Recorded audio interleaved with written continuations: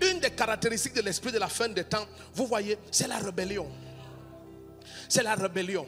Nous voulons pouvoir arriver à croire qu'on peut se passer des hommes de Dieu.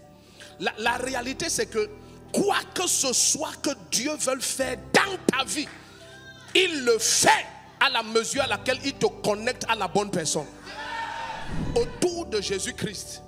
Vous savez, si le Seigneur vient et il te dit charge-toi de ta croix et suis-moi, n'est pas la naïveté de croire que tu vas porter ta croix de façon aisée sans qu'il y ait un Simon de Cyrène. Tu risques de voir ta croix te tuer parce que tu méprises le ministère d'un Simon de Cyrène.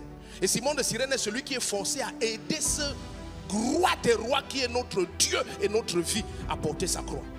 Ne pense pas que s'il y a une prophétie qui déclare que bien que tu sois né dans la grange, ta tombe sera avec les riches. Ne pense pas que tu dois pouvoir mépriser le ministère d'un Joseph d'Arimathée. Donc de quelque manière que ce que le ciel a déclaré doit s'accomplir sur la terre, il faudrait que tu puisses honorer le ministère des personnes que Dieu introduit dans ta vie. Et une des grandes souffrances que cette génération a, c'est qu'elle méprise énormément ce que Dieu est en train de faire.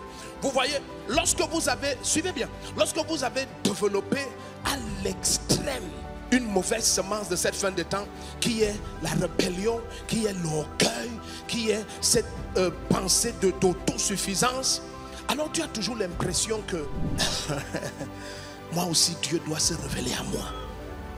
Mais Dieu va te poser la question de savoir pourquoi est-ce que je dois encore me révéler à toi?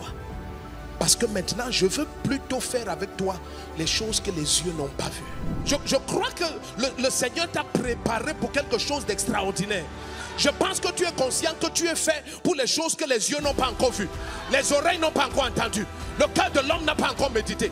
Mais aussi extraordinaire que soit ce que Dieu va faire avec toi, c'est en acceptant la révélation et l'onction qu'il a donné à des vases qu'il a établis devant toi. Tu vois, Jésus n'a pas craint de nous dire que celui qui croira en moi, Jean 14 verset 12, fera lui aussi les mêmes œuvres et de plus grandes. Mais si tu ne peux pas accepter que ce Jésus qui est pleinement homme est aussi pleinement Dieu, tu seras choqué de découvrir que quoi que ce soit que tu aies vu Jésus faire, tu ne pourras même pas reproduire cela.